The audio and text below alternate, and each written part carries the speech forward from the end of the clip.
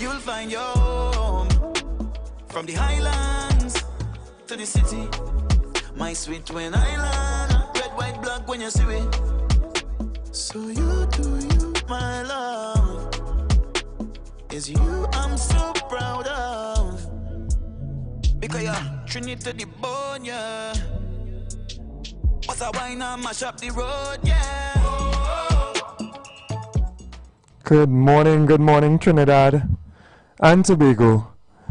All praises due to the Almighty Creator for the opportunity of life.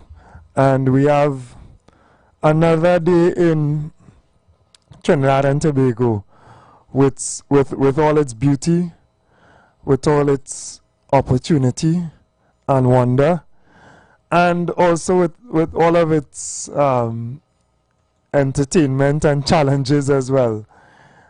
We have another day to look forward to some sporting activities in Trinidad and Tobago. We have our senior football team, senior men's national football team, and they say they are ready, they're ready to go. One or two new inclusions, foreign players, foreign-based players who are into the team, and we look forward to seeing what they can also contribute to the red, white, and black. We looked on yesterday at some very important developments for sport in Trinidad and Tobago.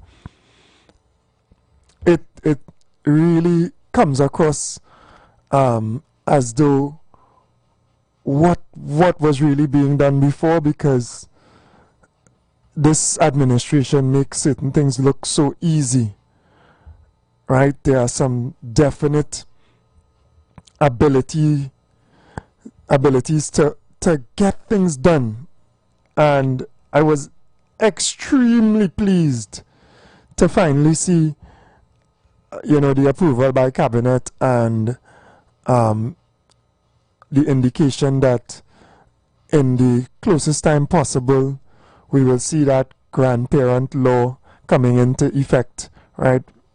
Just refer to it as the grandparent law, but it basically is an amendment to part of our legislation surrounding citizenship.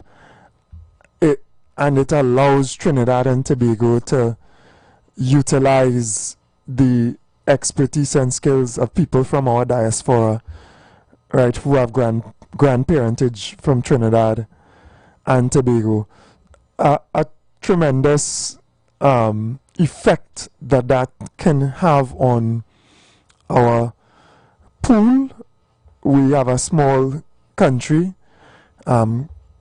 relative to many others, and this allows us to tap into people from our diaspora in all walks of life, but in particular for sport. We are one of the last countries who are involved in football, for example, to actually make this amendment and utilize players who have grandparentage. And as the Minister of Sport and our Trinidad and Tobago Football Association president said, it now allows all sporting disciplines to tap into substantial numbers of people with grandparentage from Trinidad and Tobago. But in particular in football, we have already identified and are in contact with a number of players on a really high level as well in Europe and the United States and other places, who are very interested in playing for us and bringing that additional strength, bringing that additional power to the team in a time when it could be really helpful as well. We are on a drive to qualify for next year's World Cup. See how quick time this fly, right? And we want to be able to tap into some of these players to be able to supplement our team. We're going out this evening, to give that support. And the response of the public of Trinidad and Tobago has been tremendous. I want to encourage even further those who can. Let's go out and give that support. Let's fill the stadium. We are a proud people, right? And we have pride in the right way as well. You know, there's the negative aspect of pride, but we have good pride as well. Many of us, right? Many of us wouldn't throw something on the floor or out the window. You know, many of us care about our fellow men. Many of us, we go extend a helping hand. Many of us defend the red, white, and black. Right? We have that pride. And it is demonstrated through sport. We are a people of unity as well. We are people of unity. And that is also demonstrated through our support of our athletes in a tremendous way. We don't ask if Levi or Molino or Rampersad or whoever, we don't ask what creed, race or color, we don't ask if their hair straight or curly. That don't matter. And we need to continue to promote those tremendously positive things about our culture. We just jump up together. In the older version given by David Rudder to Trini to the Bone, not the Michael Teja, he outlines, you know, the way we come together in these recreational forums, etc., signifies that love that we have. We let down ourselves sometimes in the political sphere, and people use sometimes negative driving forces to the detriment of the unity of our country. So we look forward to this evening. I wanted to start on that note. Of course, there are other things and developments taking place in our national space. Right? On the sport page, right? And of course, the minister weighing in and saying, you know, it gives us a competitive edge, etc. We also have the announcement of TKR captain Coach Dwayne Bravo, becoming a sport ambassador for Trinidad and Tobago, and that's a positive development. The minister outlined the human service that he has been doing for Trinidad and Tobago previously, as other tremendous athletes have done for Trinidad and Tobago. Let us not underestimate the impact that they carry, and let us not underestimate and not acknowledge the efforts that they make to also carry themselves in a certain manner in the public space, locally and internationally, to bring greater respect to Trinidad and Tobago. Right, so in layman's term, right, big up, right, and big up Dwayne Bravo and Trinidad and Tobago by extension. If you go to India, if you go to the subcontinent and other places around who love cricket, or they think, yeah, Caribbean people love cricket, right? But I think they take it up a little notch. If you go there, you could be identified as a Trinbagonian because of Dwayne Bravo, Kyron Pollard, Sunil Narayan, and of course Puran now as well, and others, Akil Hussein. We are proud and we do recognize their efforts, and we are grateful for that as well. So some positive developments. One that also is close to my heart. I have always been an advocate for those people who are on the lower end of the society, who find themselves sometimes in difficult positions and places. I've been one who is constant in my call for the rehabilitation of individuals who find themselves on the wrong side of the law. Those who, run afoul, who do the wrong things, because we are human and sometimes we err.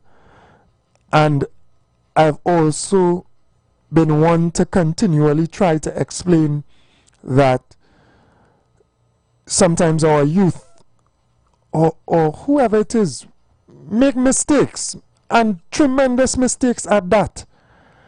But we should push for the rehabilitation of those individuals so that they can become productive members of our society at some point after they have faced whatever penalty. We should not put them in conditions and circumstances and systems that now create an even bigger problem. We should not put them in circumstances and conditions where they go in challenged, mentally, disturbed and otherwise, so much so that they would have committed whatever, sometimes terrible acts. And those conditions and circumstances now exacerbate, the same problem that those human beings have, and they come out worse. That's to me, and obviously to many other places in the developed world, that is a no-brainer, right? That is understood and it is incorporated in the prisons process. And specifically, I'm speaking about the prison system and that process as well. Of course, also, we not only condemn individuals sometimes who are not yet adjudged to be guilty to those conditions, but we also condemn our prison officers. Sometimes we miss that part. We condemn our prison officers to work in those environments.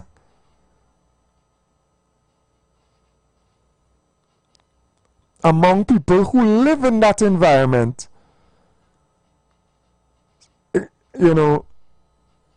Two jobs I would stay very, very far from because of the degree of difficulty and the conditions, right? Obviously, and respect to the police officers across Trinidad and Tobago, the ones who serve in us and the good ones as well, right? But the police service, that one, tough. And then even worse than that, probably, certainly on my list, the prison officers. Whoa! When I tell you, that job, that environment, tough. And respect and love to those, Trinbagonians working in the prison service who doing a tremendous job under difficult circumstances. So, the closing of this Port of Spain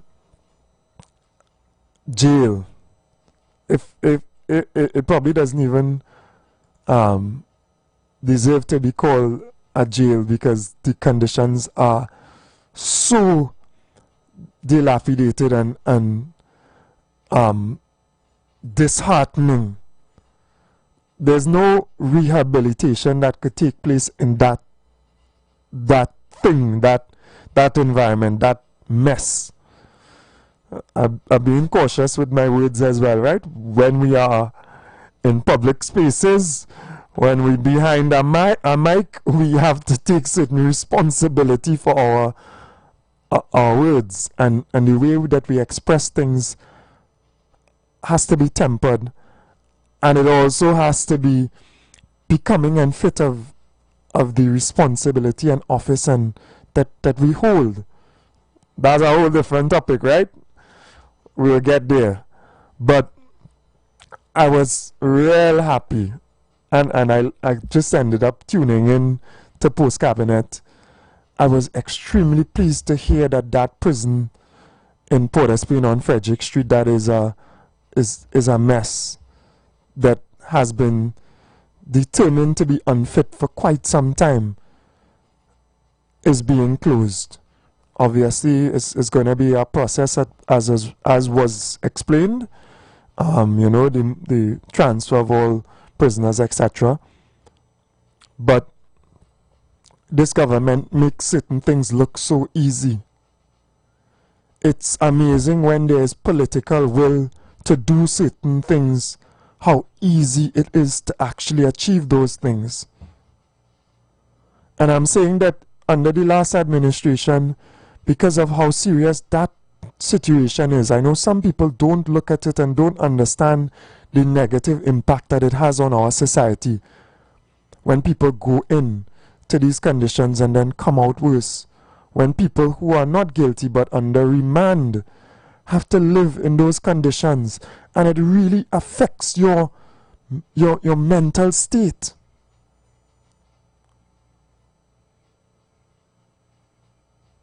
So I was happy to hear that this administration understands that issue and that plight, to the extent that they have taken it to action.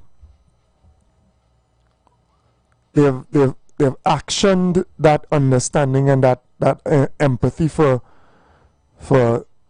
that section of our society. Even the prison officers, not just the prison inmates. We have that stigma against people who are incarcerated. And people are incarcerated for all different reasons as well. Think about it. Some things are less heinous than others. And when you have somebody who has been unable to pay their maintenance or has run afoul of some driving rules, etc., and ended up in prison for whatever period of time, to be in that environment is an injustice. So much so that people have brought legal claims against the state and have won. So it costs the state as well money. It costs taxpayers, it costs us, Trinbagonians, money, because their fundamental rights to be held in conditions that are becoming is violated.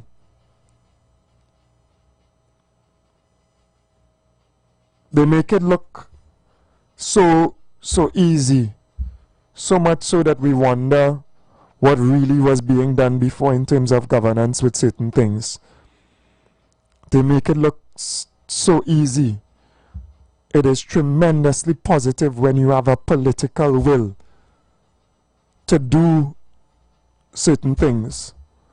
And we have to be mindful of those things in the midst of the other storms and shortcomings that may exist as well. We have to be mindful and we have to understand sometimes there isn't total perfection, and there are challenges that need to be met and overcome by our government in the way that they govern as well. But we are pleased with the positives as well. And we challenge them as well, and we speak about some of the areas in which there may be shortcomings or differences of opinion among the population. And we encourage them to be sensitive as well to the population and to the cries of the citizens, because they face, the everyday challenges of life, sometimes in a different way to our representatives who are cushioned, by higher salaries and other things. All right, so good morning again to Trinidad and Tobago. We take the break and then we go into some of the other news as well, right? I know some people are anticipating the Bacchanal, Trinidad and Tobago.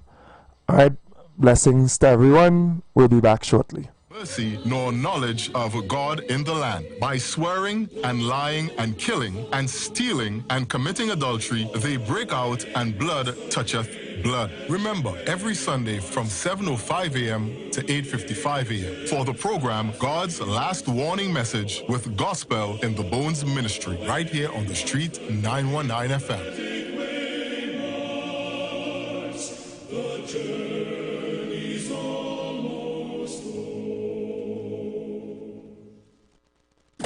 You've got bills to pay, and so do we. Let's go pay some bills on The Street 919 FM.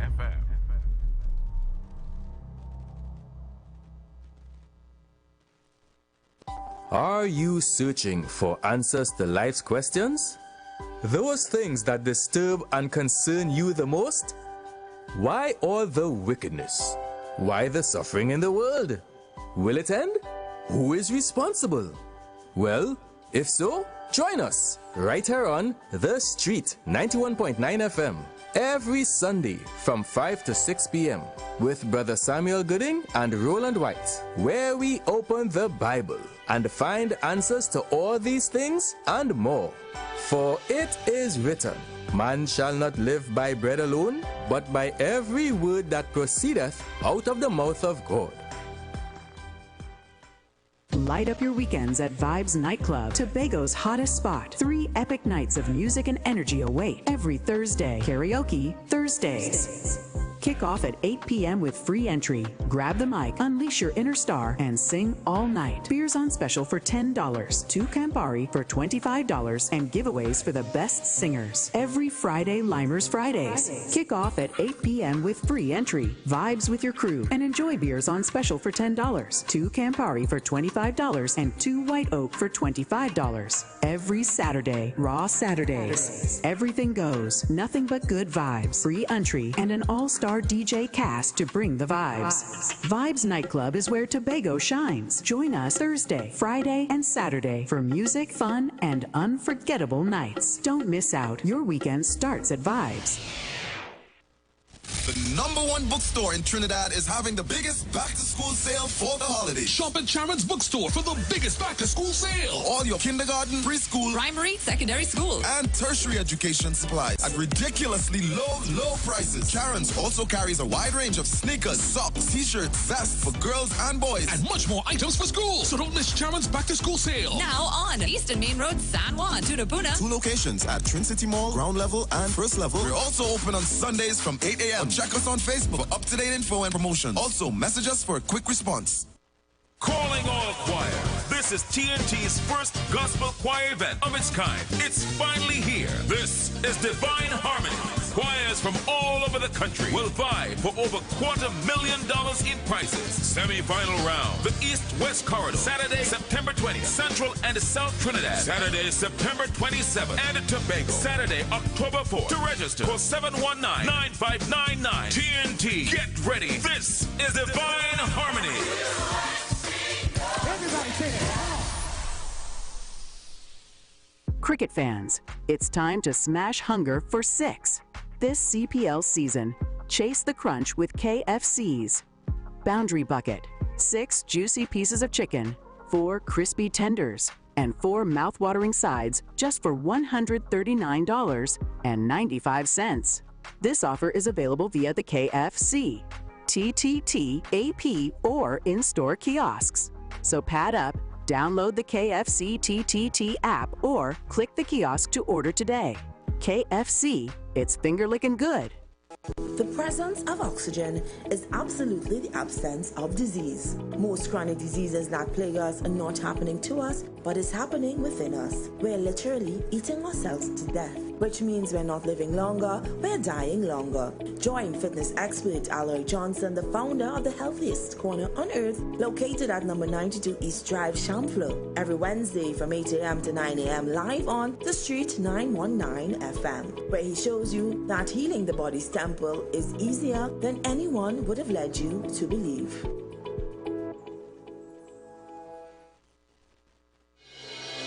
The Gap Man Limited specializes in products that cater to all your health needs. The Male Enhancement Package targets the areas of the body that contribute to erectile dysfunction. The Male Enhancement costs $1,400. The Gap pills are priced at 250 pills for $500 and 500 pills for just $900. For the best in eye care, get the super combination of a Super Bright and the Body Healer. To improve the heart's function and circulation, get the Gap pills and Formula C.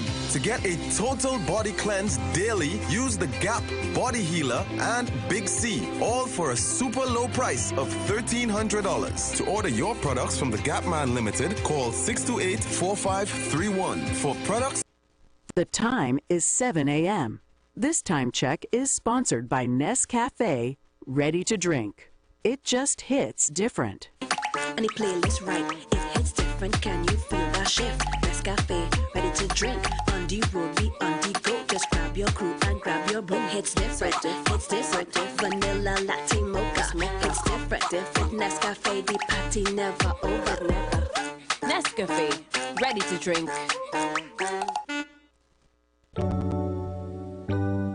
Blessings in the wonderful name of our Lord and Savior Jesus Christ. You are invited to listen to the Final Hour broadcast heard every Monday from 12 midnight to 5 a.m. in the morning on The Street 919 FM radio. Hear my mom, Pastor Helen Garcia, and myself, Pastor Valentine Garcia Jr., preach the Word of God to the elderly, youth, and children. We can be contacted at 629-0113 or 623-8444. The church is located at 26 Prince Street in Port of Spain. We look forward to you joining us. God bless you. As my life I lay it on the altar, as my life. Looking for a safe and relaxed professional massage therapist and nutritionist? Look no further. Nature's Touch with Empress Judy and Associates offers a natural approach to better health. Treat yourself to a professional massage therapy and nutrition advice in a safe and relaxed atmosphere. Rejuvenate your body, mind, and soul at Nature's Touch Therapy. For an appointment, please call or WhatsApp 1-868-398-8282 or visit our Facebook page. Remember, your health is our responsibility at Nature's Touch. Calling all choir. This is TNT's first gospel choir event of its kind. It's finally here. This is Divine Harmony. Choirs from all over the country will vie for over $250,000 in prizes. Semi-final round, the East-West Corridor. Saturday, September 20th, Central and South Trinidad. Saturday, September 27th, and Tobago. Saturday, October 4th. To register, call 719-9599. TNT, get ready. This is Divine Harmony. Everybody say that. Hi there, I'm Lester Suglal, inviting you to join me on the first, second, and third Saturday, 8:30 p.m. to 11 p.m. for the program Slow Gospel Music, and on the fourth and fifth Saturday from 8:30 p.m. for an extended version of Slow Gospel Music on Street 91.9 FM. What are you doing? Big D, big fun, KFC, so we big on the ground. The big nation, cause they don't know we were the crown. Say what you want, KFC, so we lead in front. We are big nation, TNT and KFC, one motion. Come to KFC, let we hold our vibe, and let we join together, because KFC is life. It's a big deal. Say what you want. KFC, so we lead in front. Big deal. We are big nation. TNT and KFC, one motion. Big deal. The Embassy Yacht is back and ready to transform your events into unforgettable experiences. Launched from Kings Wharf, San Fernando, the perfect starting point for an epic experience of luxury, music, and celebration on the open water. By booking our vessel, your event will include a house DJ, state-of-the-art sound system, fully stocked bar, dedicated cleaning crew, top-notch security. This isn't just a venue, it's a floating masterpiece designed to make your event the talk of the town. Imagine your guests dancing under the stars, drinks in hand, with breathtaking views of the coastline as your backdrop. From birthdays to corporate events to exclusive parties, the Embassy Yacht offers promoters a unique platform to create unforgettable memories and boost your brand's reputation. Call or WhatsApp 399-5959 or email embassycruises@gmail.com. Are you ready to elevate your baking game? Try Lion Brand Self-Rising Flour, now in our convenient and eco-friendly pouch packaging. With just the right balance of flour and baking powder, our Self-Rising Flour takes the guesswork out of baking. Whether you're whipping up fluffy pancakes for the kids or baking a delicious cake for that special occasion, Lion Brand Self-Rising Flour helps you create not just food, but connections that bring people together. Bake more, worry less, and share the goodness. Lion Brand, the power behind our great taste traditions. Share the live. Share the live. The Street 919 FM on Facebook and Instagram. Share the live. Iowa George on Instagram. Share the live. Iowa TV and Street TV on YouTube. Share the live. The Street 919 FM. Good morning again, Trinidad and Tobago. So, we touched on a couple of things this morning. We are pleased with the pronouncements by the Minister of Sport. I feel like I could speak for most Trinbagonians, especially people in the fraternity of football, because I am so involved in sport as well. And I know it is something that we have been looking at and asking for quite some time. So, this grandparent law, we happy, man. We're pleased. It opens up a whole new dimension and availability of really good players as well. The current players that we do have, our Molinos and Garcias, etc., Cardenas and others who have joined us as well. We look forward to them and we give them our full support. Good morning, caller. Welcome. Good morning, Mr. Abu Bakr. Yeah, man. Morning. And salam alaikum. Wa alaikum salam, man. Peace be unto you and all the listeners. This is the guy who called yesterday concerning the pension. Yeah, man. Yeah, I just relaxed and I had to take time. Nothing will happen before it's time. So I just relaxed and waiting to see the outcome of it. Right, blessings, man, and I hope it comes true as soon as possible, brother. Well, I hope so, because all my eye drops finished last night, And it's I just waited forever. Okay, yeah, man. Blessings, brother. Yeah. You have a good one. You as well, brother. Blessings. And peace be unto you, my brother. Yeah, man. Same to you. I don't miss my Friday. All right. Blessings. Good. I don't miss it at all. Blessings, man. Okay. All right. Take care. Yeah. So we're really pleased about that development. Of course, the announcement of Dwayne Bravo as a sport ambassador for Trinidad as well, positive, and like I was saying before, a really big one for me personally as well, in my desire for the rehabilitation of individuals who end up in the prison system, and also, just to be fair and just to those who are on remand but are not guilty of anything, the presumption of innocence, and have to languish in certain conditions as well. Really happy that that injustice of a jail is being closed. Hey, morning, brother. What happening? Yes, blessed morning. Assalamu alaikum. Wa alaikum salam, man. Well, I endorse Wayne Bravo for the ambassador. Yeah, man. And Pollard. Well, I said the media was asking, and the sport minister said he thinking if Brian Lara, then Brian Lara relax himself, man. He was supporting the PNM for the last. Hey, that ain't not so much to do with support alone. But yeah, he loved the PNM, so he had to relax himself. He was the younger one. You look at me, ambassador, that boy from Lavanti there, but you could really bowl, but Akil Hussein, yeah. Flip the younger generation now. Big up Lavanti, right? Big up. Yeah, big up Lavanti. Yeah. Going balance. You also relax yourself now, man. Come off the radio with that KFC. Right, good morning to the Prince of Port of Spain as well, and blessings to him.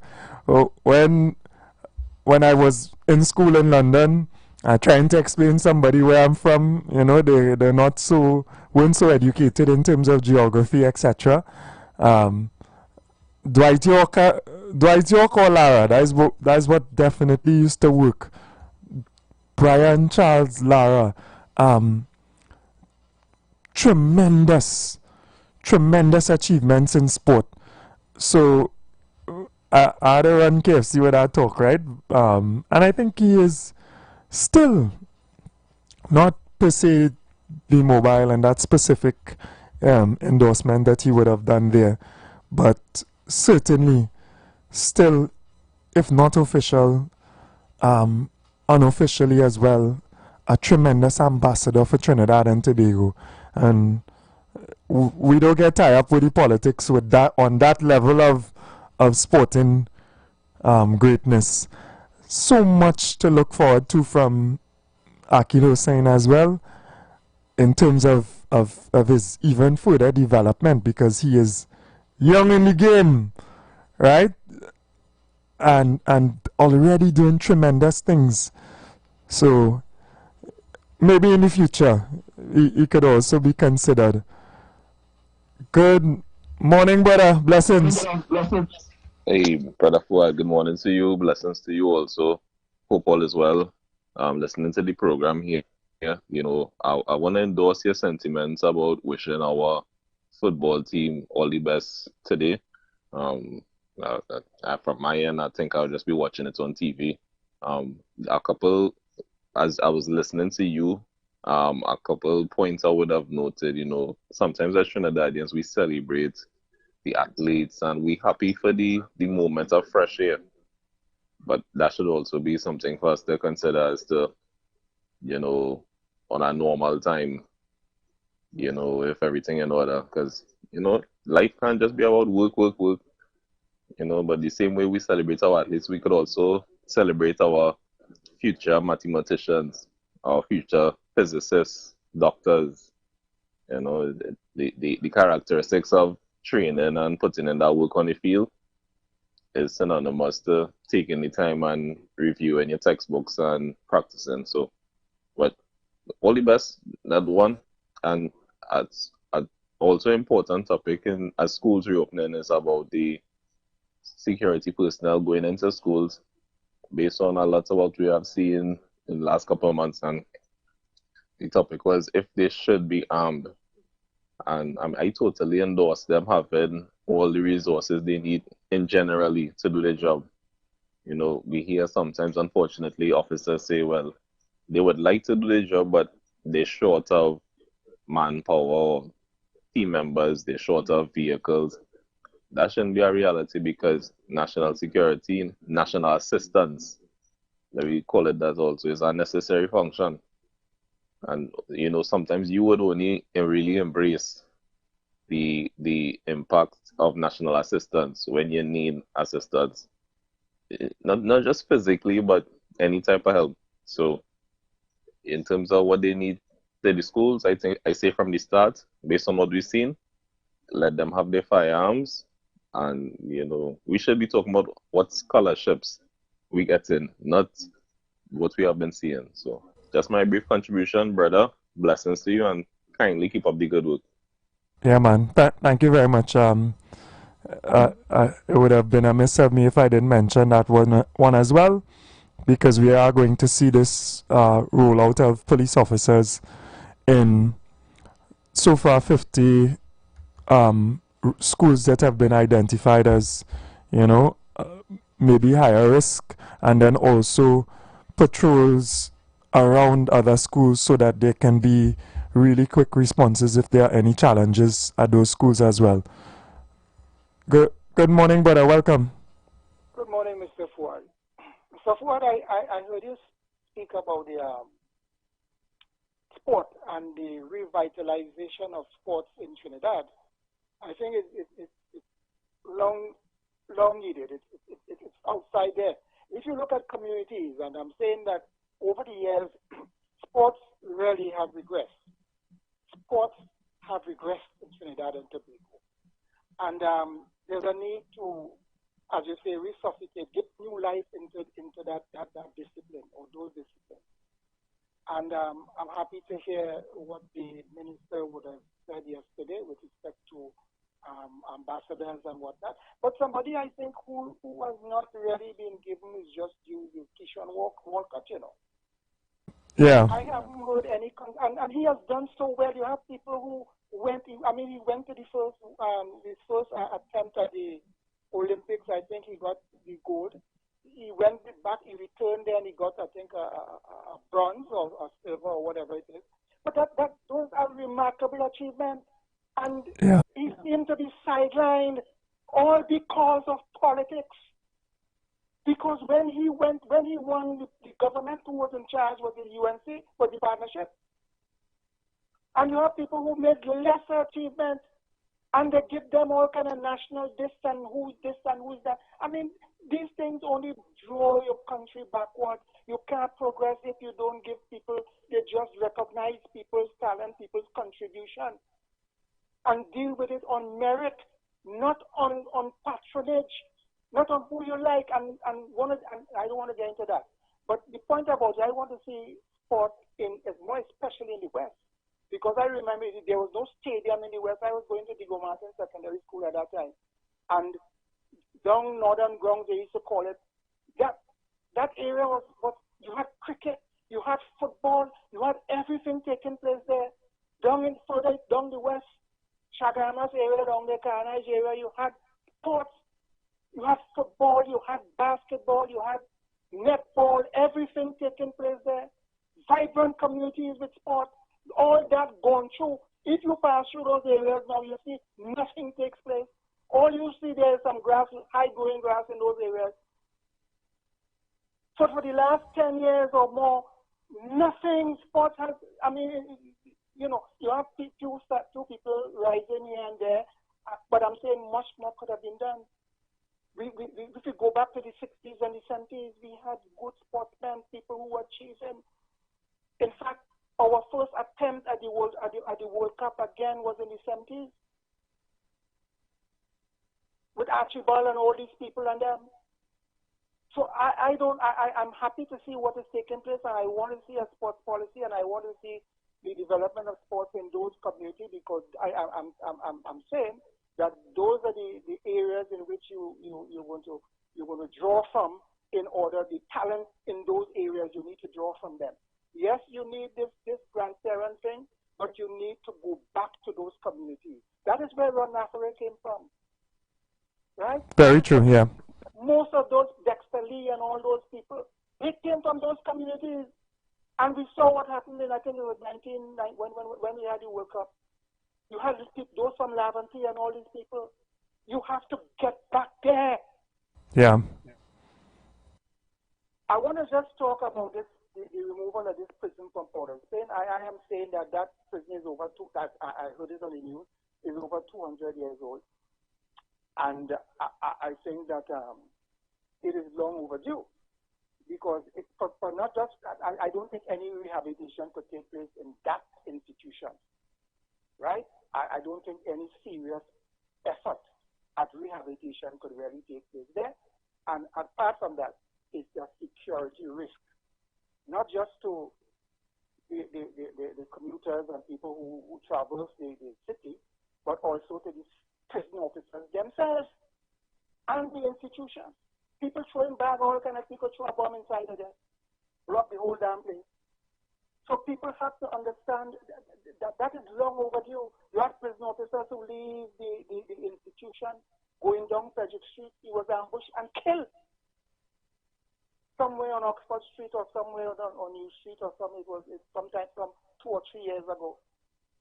So all these things, there's a lot of serious risks with having that person in the heart of Port of Spain. I don't know if that is best practice. That has never been best practice. In fact, at the time that prison probably was established in Port of Spain, the population was smaller and probably it may have been appropriate because it's over 200-something years plus years. Yeah, it's a whole colonial goal, I think I call it, you know, for hanging and all kind of other things which took place over centuries. So it ain't no conventional prison. Yeah, so those institutions like Carrera, I think that they have outlived their usefulness. And we have to, but the fact remains nothing was done over the years, not even incrementally or comprehensively. We don't want, nothing was done because these places, these institutions, they have deteriorated. And I'm happy when you spoke about the prison officers who work there. They work under tremendous pressure in that environment.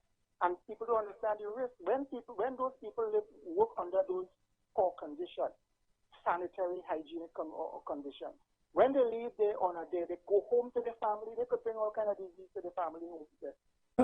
As which happens, it happens, you know, when there's an outbreak in Frederick Street Prison, everybody getting chicken pox, red eye, whatever, you know. So I'm saying that we need to upgrade our penal institution, and we need a penal institution, a penal policy. We need, because there have not been any serious reform in the prison penal system in Trinidad and Tobago. Over the years, the last attempt, I think, was in the 70s with Abdullah, and you have the Mongol report with very little implementation. You have the construction of a maximum security prison, which has deteriorated largely and never lived up to the expectation in terms of what they intended to do with those institutions. So I'm saying that you need reform. You need reform in all aspects. Rehabilitation, you need to have serious plans, serious efforts at rehabilitation in terms of prison industry and all that kind of thing. You need to look at case management and all that. But you see, halfway houses and all, this kind of, operation by VAPs, you can't operate, you can't develop any serious institution by VAPs. It has to be planned. And I am not saying, I hope that this government is bringing that to the fore, because that is what is required. You need, yes, in other countries. I looked at Britain recently. They have the way they have gone a long way. They have gone a long way, and we are still behind, lagging behind. We're still in the 1800s. We're not progressing, and we need that. Right? And everything we just fall behind in the last 10 years has been disastrous. Not just economically, because we made progress, but again, we relapsed. We went backward. When I don't want to take too much of your time again. You had a refinery even before independence. After independence, you shut it down. You had those in Point Lisa, all these energy plants and whatnot that gone idle. Most of them running idle. You had Swan Hunter down Shagaramas down there, where employed a lot of people. You have people who were in the various skill machinists and all these welders and young people who went there and they trained, they had trade shops and all these things there, mechanical engineering and whatnot, big boats coming there. You shut down that. You shut down the hotel school, train people for the culinary arts and whatnot to provide the human resource or capital, as they call it now, for the hotel industry or tourism industry. You shut down that. You shut down the Caroni Greens. You shut down everything. and you have to start from scratch now to build this country. I mean, I may sound like, you know, repetitive, and probably rehashing the same thing over and over, but it annoys me where this country has gone. Yeah, thank you very much, Mr. West. Yeah. And sometimes we need to just recollect as well and remind ourselves so that we could direct ourselves to a better future by understanding our past and understanding what not to do, but also meeting those challenges and pushing forward so that we do what we need to do. And I have been one who constantly calls for reform of the police service, reform of the prisons, reform of our institutions, other institutions as well, judiciary, because we have been stuck in a zone that does not really serve Trinidad and Tobago in the way that it is supposed to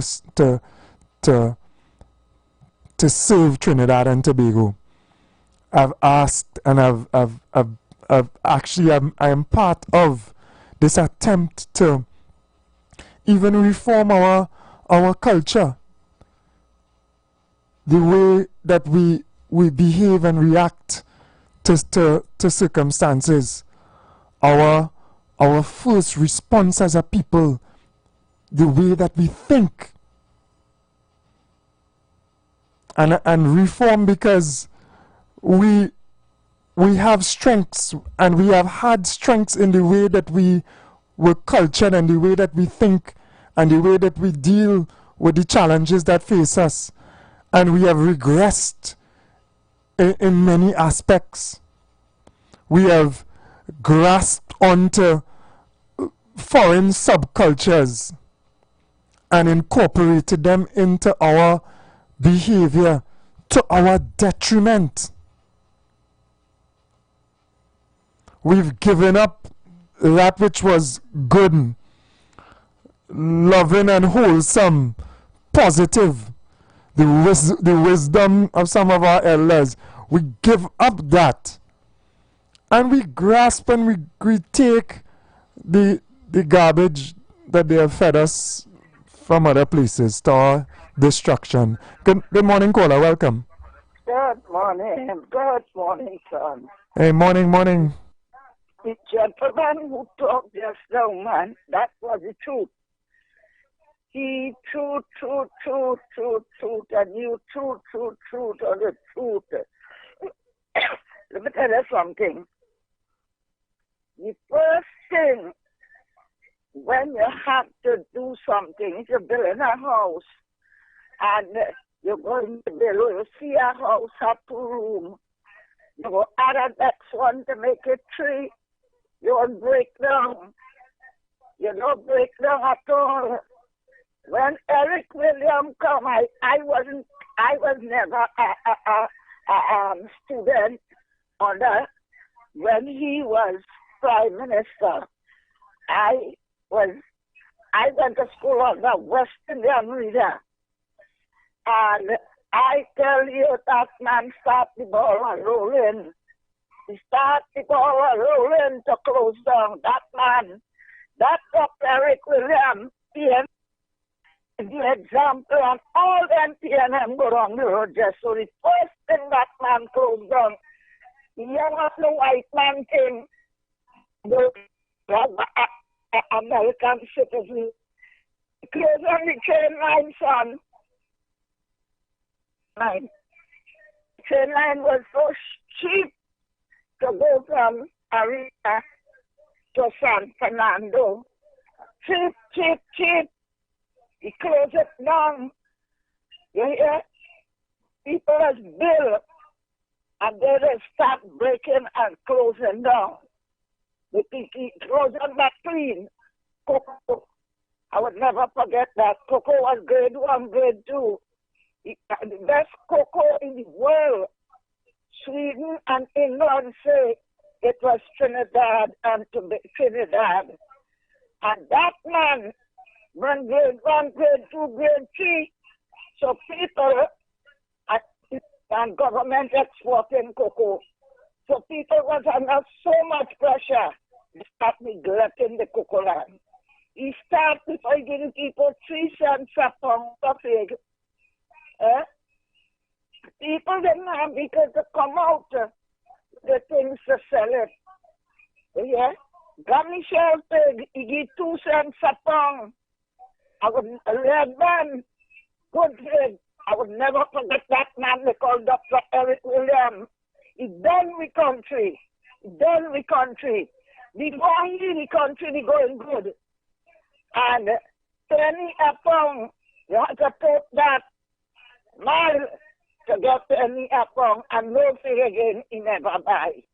That man kill agriculture and have this country like that. It starts from Eric Williams. He starts from the head. The fish start rotting from the head and then go down to the tail. That man starts everything to carry this country down. And it's always said, Dr. Eric Williams. That man was a waste. Thank you, sir. Yeah, thank you very much. And different people have their differing opinions on some of our past and present leaders. And we just try to keep it as respectful as possible, but understand their expressions and their context and what they explain as to why they may hold whatever views that they have. I myself, growing up as a young man as well, in a general view of things, I would say, listen, something had to be wrong with our leaders as well. And you can class them all together, or you can specifically pinpoint some of the leaders individually. But I'm talking on a general basis.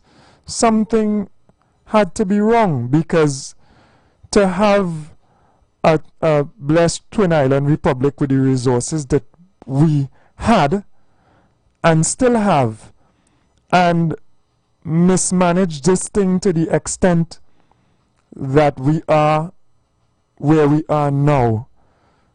You know, generally we have not lived up to our potential. Generally, we have had some failure. And obviously the buck does stop sometimes with leadership, so you have to give that the positives that we have, you know, and our ability to do gas to liquids and other things, our economic strength in some ways, although our fortunes dictate that as well in terms of our energy resources. But we have failed in some ways.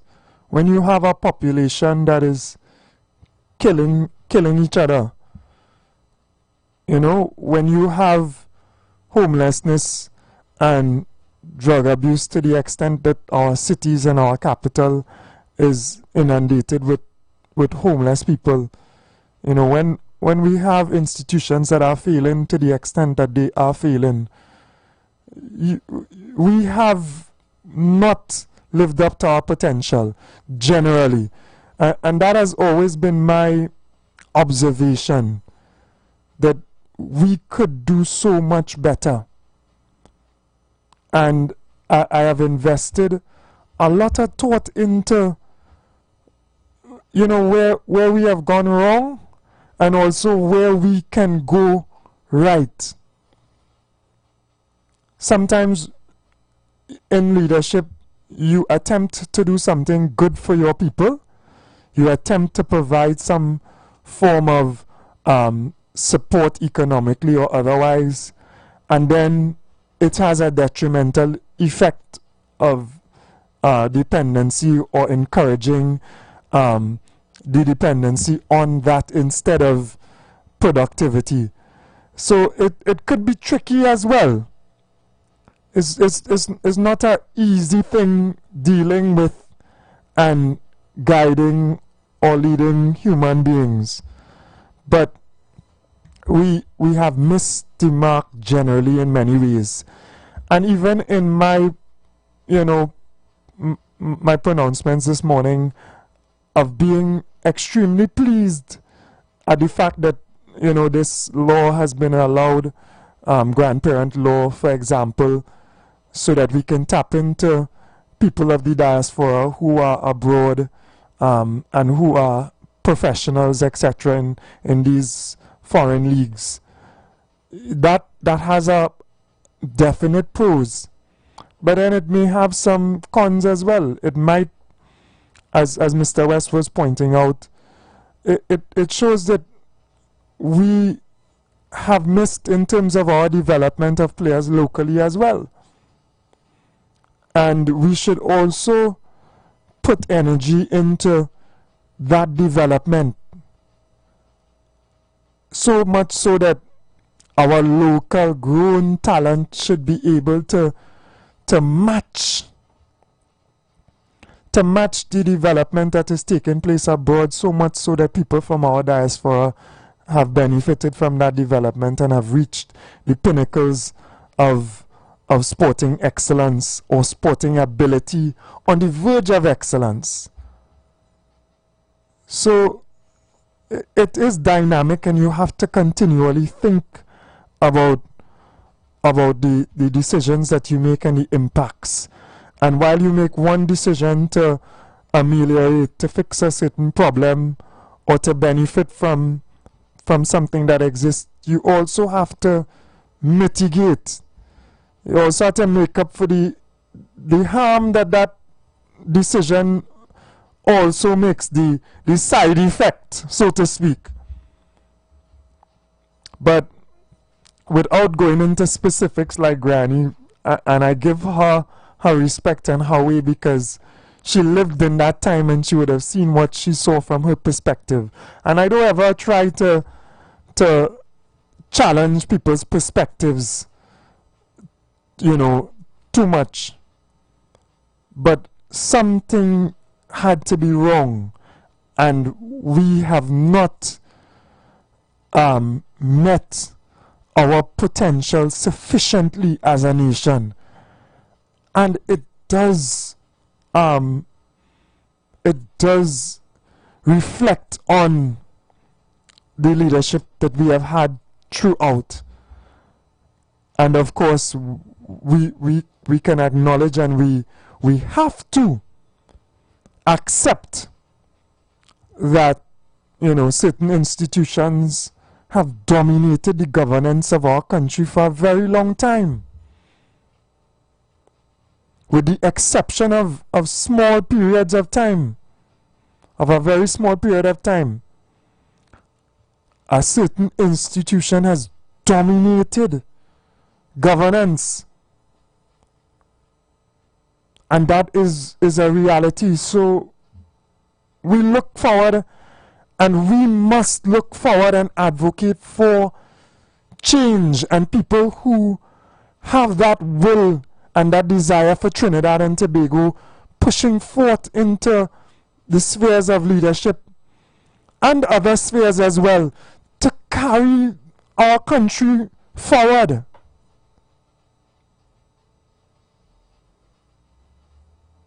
To carry our country forward, progressive ideas of reform. 268 years at jail in the heart of Port of Spain. Absolute mess.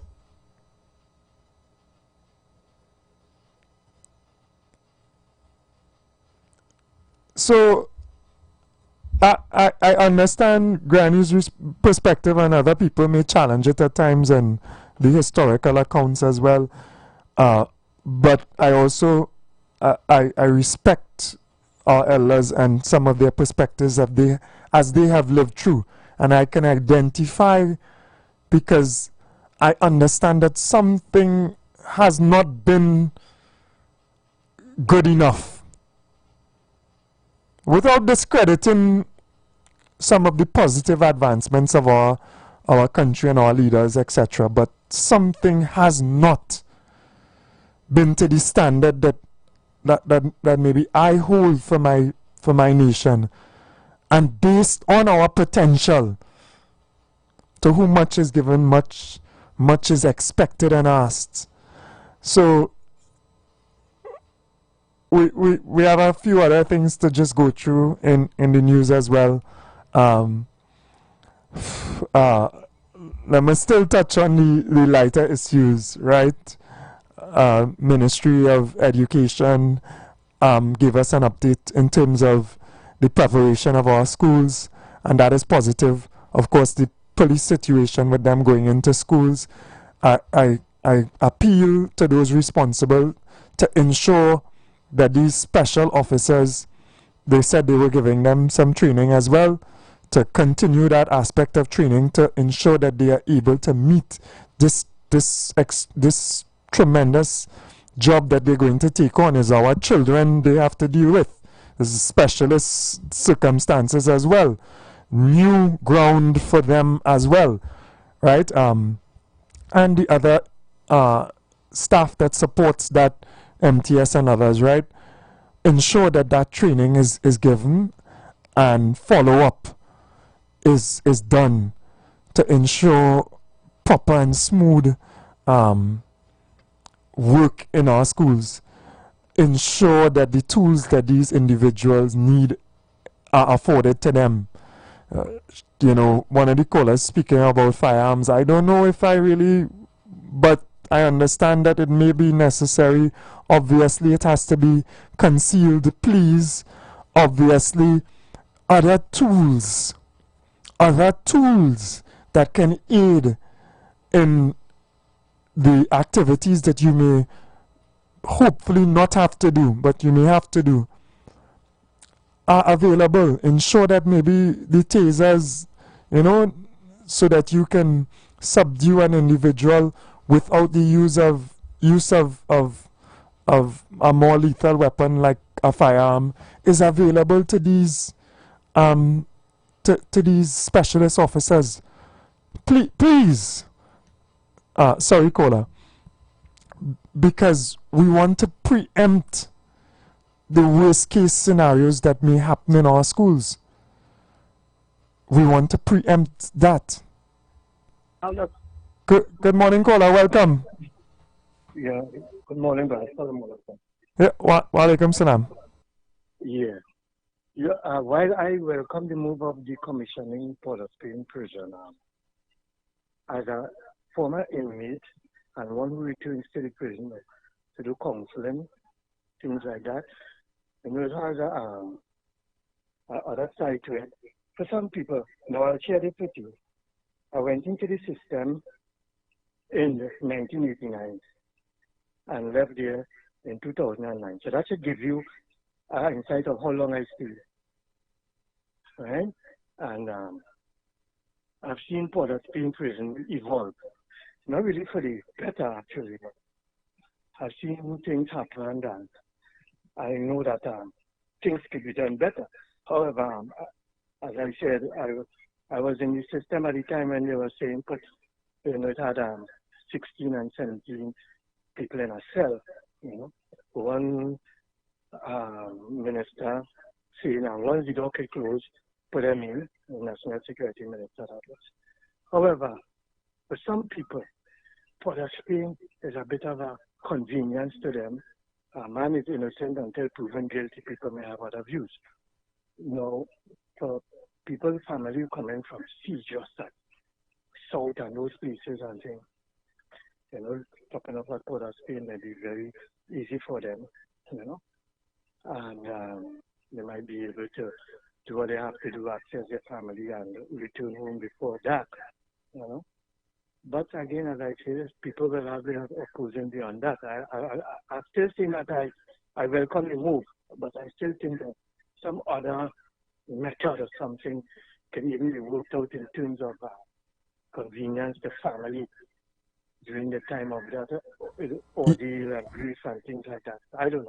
Yeah, certainly. So that's what I said. So you had to look at, it might have drawbacks, little negatives that come from even a positive, generally positive action. So it's good that you point out that one, because many people wouldn't really think of that. Yeah.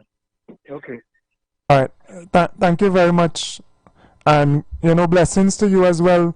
making that effort to go back into the prisons to assist in terms of counseling and stuff as well.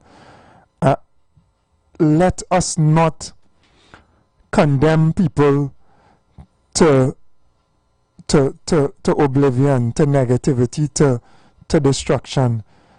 People make mistakes at times.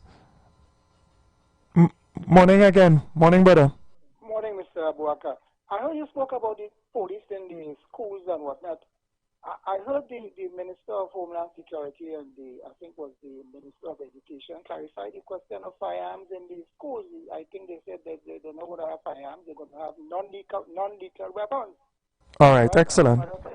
So I think what is happening to those newspapers and those television stations, they seem to be distorting information from time to time and probably winning the minds and heart of the people. But what I'm saying is that this question of putting police officers in schools, it must be looked at, as you rightly said, very seriously, because it can have implications. We saw what has happened with the Civilian Conservation Corps and all that kind of thing. And those people, when you put police officers there, they need to be supervised, they need to be, made accountable and that kind of thing. You just don't put police officers there and a man sign a book and he gone, go back to the station. You need proper supervision of those people in those institutions, understanding the nature of those institutions. You look at the past of this, what has brought us to this point, right? And those factors that have brought us to this point, they may still remain. They're not going to go away just by a flick of a wrist. The fact remains is that you need, when you put police, you select them, you train them, but you need to supervise and ensure that these people are, in fact, you have proper oversight of these police officers in those schools. Not just put them there. Yeah. We have a way of doing these things. We just put things and then put these people there, and we have police there.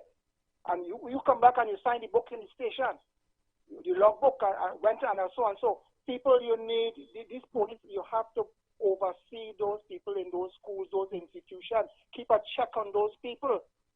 Thank you. Yeah.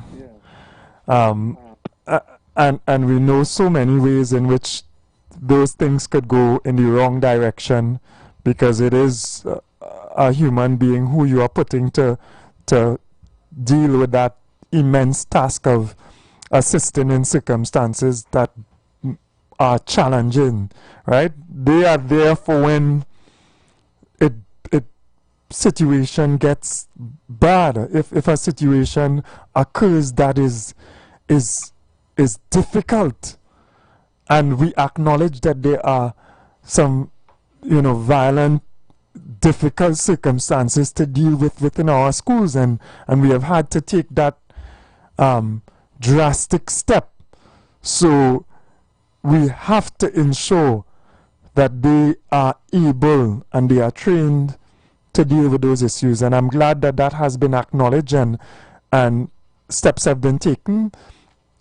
Continual accountability, and even as this implementation has now started, you must do that appraisal and that supervision to ensure that it is going in the right direction, and also to just tweak it so that it becomes as best as possible and serves the purpose that we want it to serve.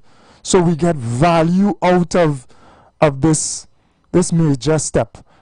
And I'm just browsing through as well the news. Of course, the big one that people, in terms of Bacchanal, right, are the comments of the Justice Minister of Venezuela, regrettable, alluding to our Prime Minister in a negative way, and I think one other leader in a negative manner. I don't need to repeat it as well. And then, obviously, as he probably is trained, Mr. Akash Samu asking a question of the Minister for Homeland Security, and him responding in a defensive manner, right? Of all the people he could ask, but I guess he is the one responsible, who the question should have been posed to, given that panel that was in front of him. And, you know, the minister also making some statements that, in my view, might be, you know, regrettable in hindsight. It not easy, right? Never a dull moment in Trinidad and Tobago. I know a number of people, you know, are going to have a laugh about it. But in terms of our diplomatic relations, we need to be a little more reserved, in my opinion, right? We don't need to get in the middle of this exacerbation of conflict and the back and forth of words. Yes, albeit that the defense minister would have been out of line as well to allude to our prime minister in a certain way. Good morning, caller. Morning, Mr. Barker. One time. How are you going? Hey, morning. Blessings, brother. Same to you, man. With reference to the problem in schools,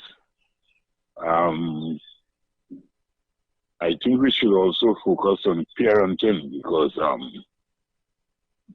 plenty of us may not be fully aware of the behavioral pattern of our children and so on.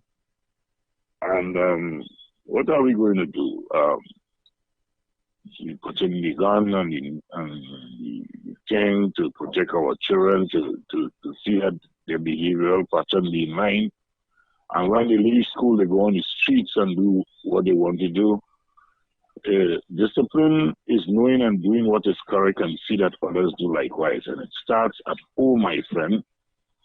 It starts at home. We have, as parents, we have a role, a serious role to play in the entire economy.